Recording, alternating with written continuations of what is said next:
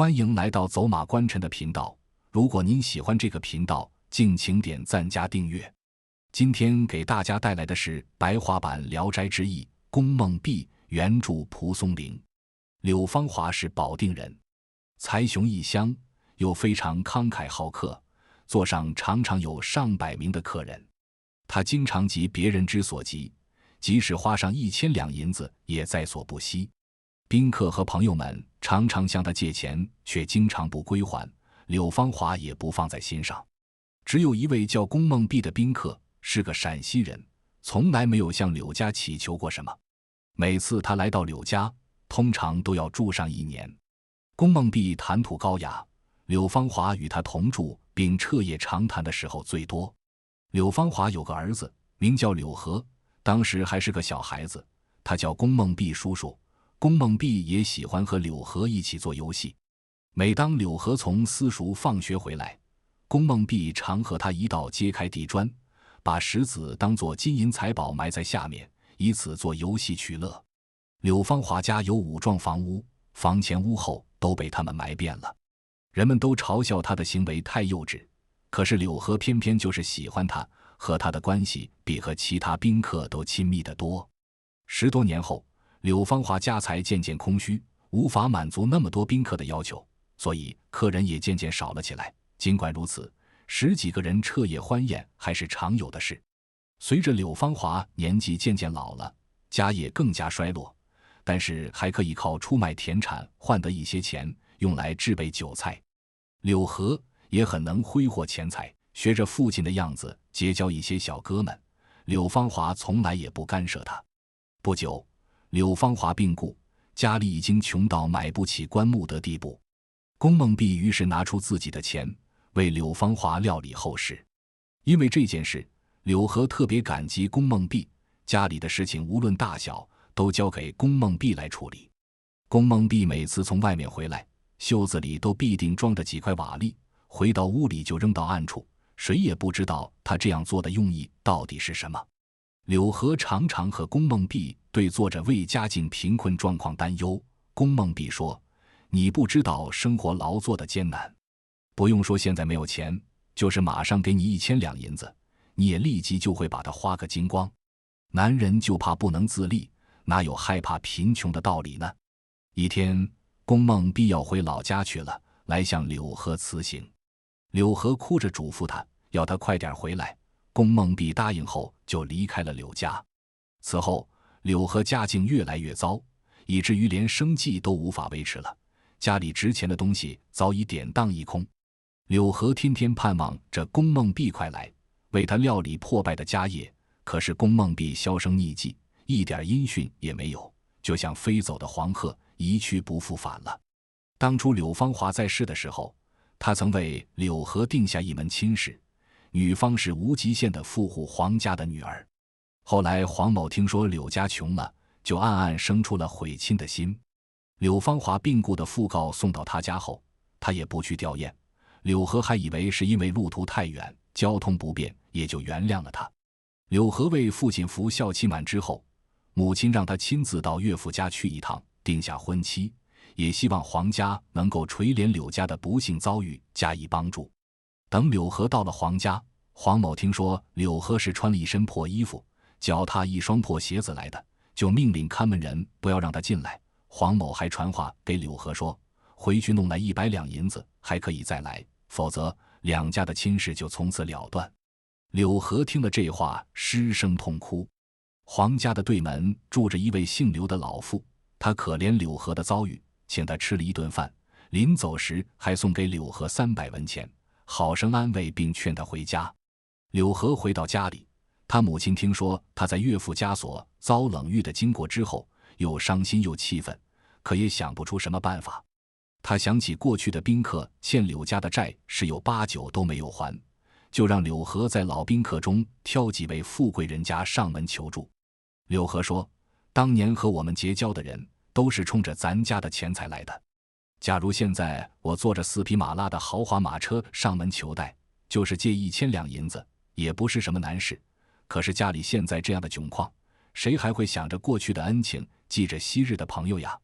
而且父亲给人家钱财时，从来就没有借据和保人，就是讨债也没有凭据。母亲还是坚持让他去，柳河只好遵命。柳河奔波求助，讨债前后20多天，一文钱都没有得到。只有一位叫李四的唱戏的人，早年曾接受过柳家的恩惠，听说柳家败落的情形，很慷慨地送来1两银子。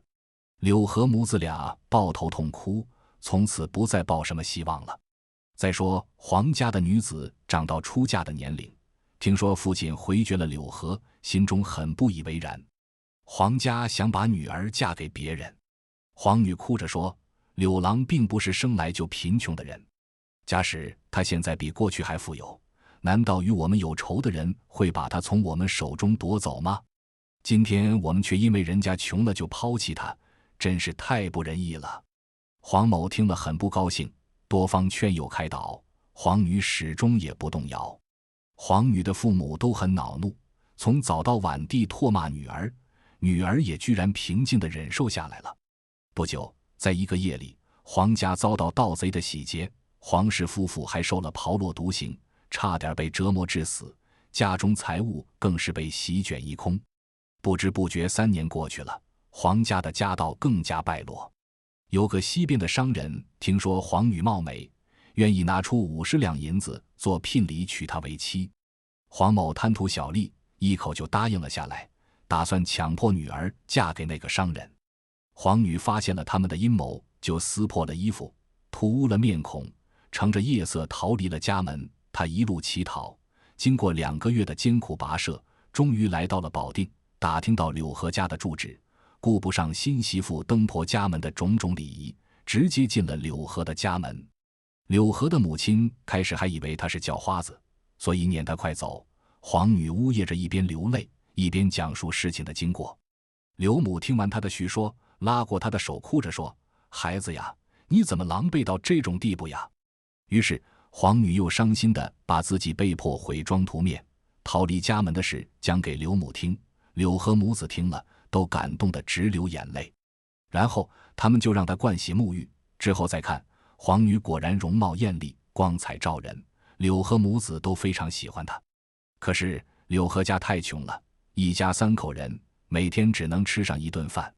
刘母哭着对儿媳说，我们母子受穷是应该的，可怜的是你呀，让我的好媳妇受委屈了。黄女笑着安慰她说，我在乞丐堆里生活过，最熟悉做乞丐的滋味，与现在相比，简直就是天堂和地狱的差别。刘母听了这话，才宽慰地露出了笑容。有一天，黄女到空闲的旧房舍中去看看，只见那里到处野草丛生，没有一点空地。黄女慢慢地走进内室里面，只见到处是厚厚的尘埃，墙边暗处好像有什么东西堆在那里，用脚踢了一下，把脚碰得生疼。她弯下腰拾起一块一看，原来都是上等的白银。她见状惊奇不已，赶紧跑回去告诉柳河。柳河跟着她一起来看究竟，发现当年龚梦碧从袖筒里带回抛弃在暗处的瓦砾全都变成了白银。柳河因而又联想起小时候常和公叔在各个房屋的地砖下埋石头玩，他们是不是也都变成了银子？由于老屋早已抵押给了债主，柳河就急忙把老房子赎回来。柳河发现老屋的地砖早已残缺不全，当年埋藏过的石头都露在外面，历历可见，感到有些失望。等他再掀开其他地砖时，却看见砖下是一堆堆白花花的银子。顷刻之间，柳家就又成为家财巨万的大财主。于是柳家开始赎回典当的田产，蓄养奴婢，宅院的豪华超过了当年富贵的时候。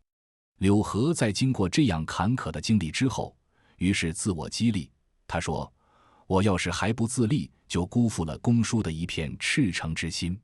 从此他发奋读书，3年之后被选中乡里的学问道德模范。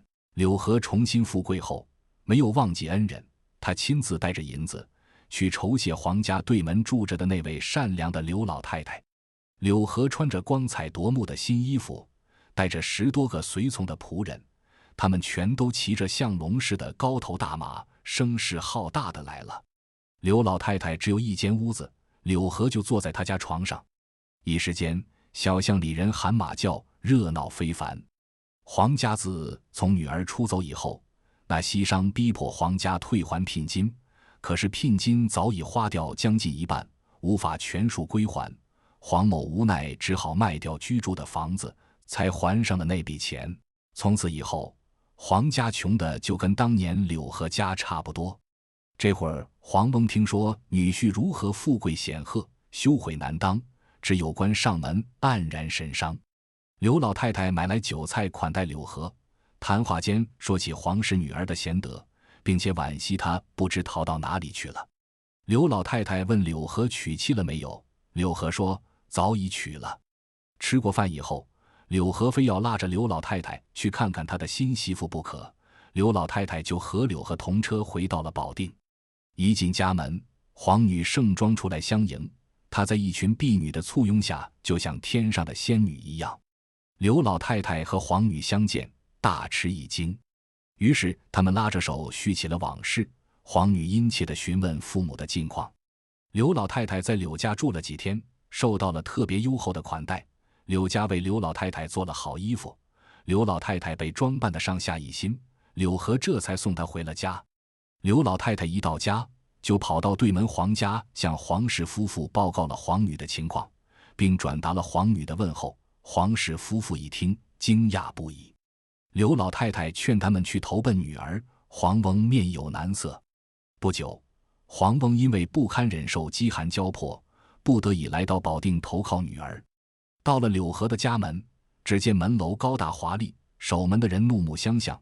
他在门外等了整整一天，守门人也没有进去通报。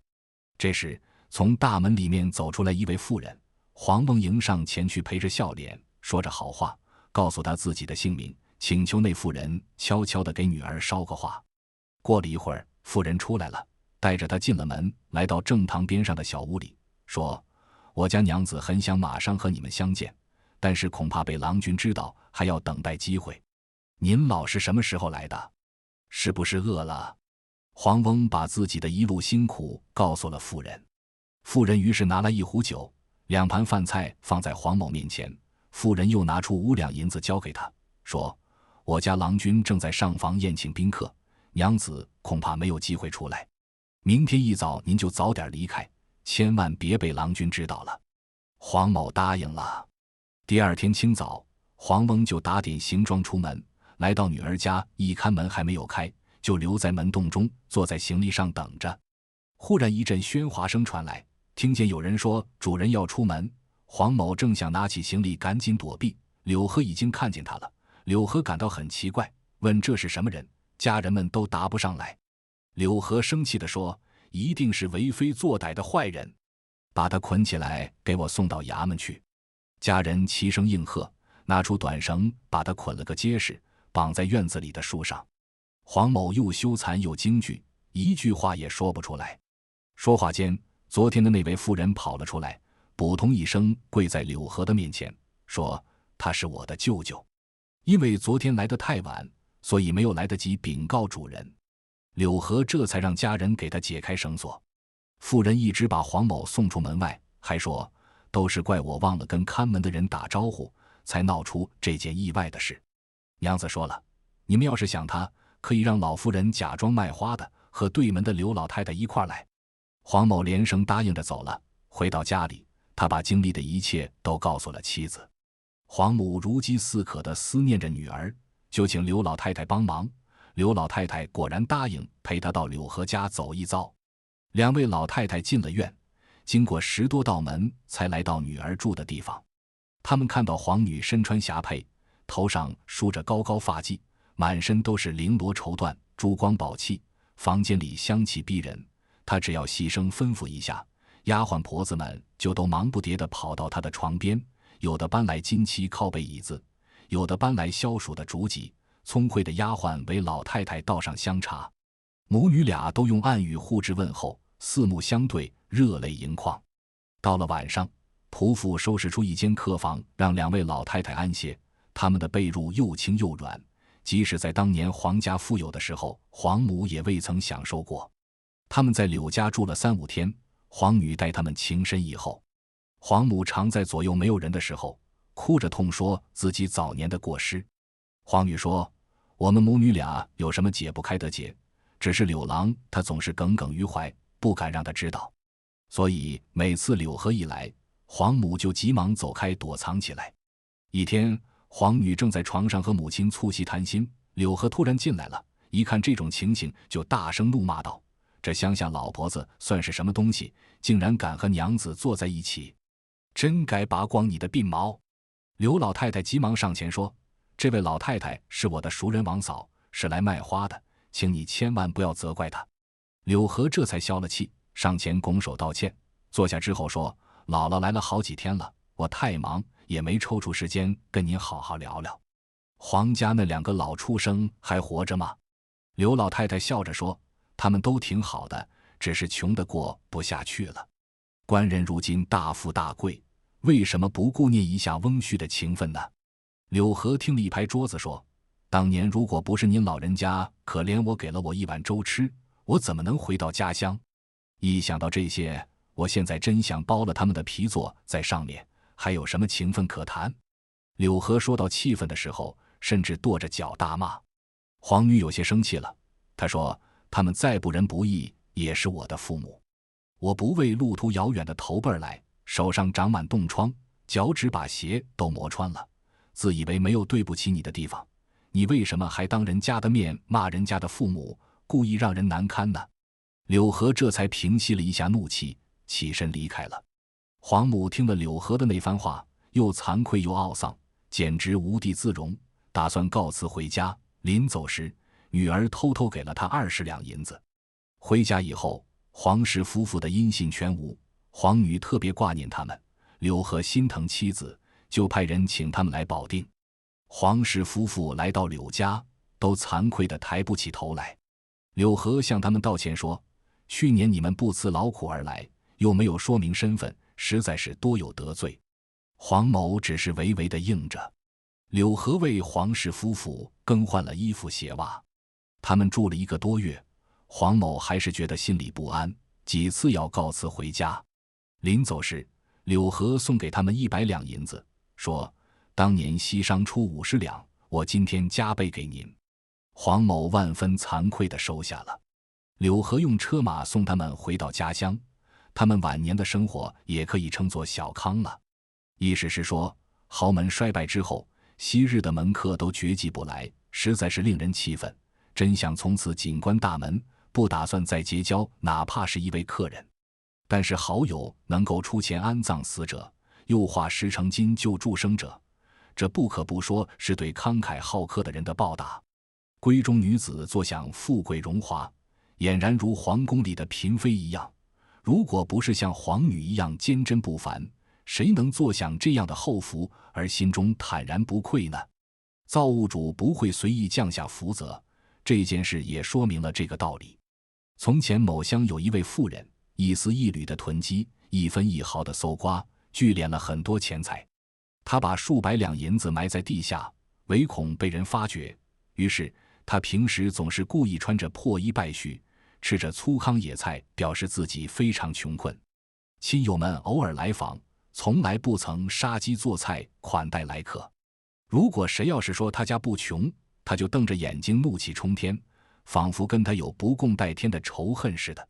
到了晚年，这位妇人每天只吃1升榆树皮，瘦的胳膊上的皮垂下有1寸多长，可也不肯拿出埋藏在地下的银子使用。后来他的身体瘦弱不堪，眼看就要死了，他的2个儿子围在他的身边，问银子藏在何处，他还是不想马上告诉他们，直到他自己发觉死期临近，才想要告诉儿子。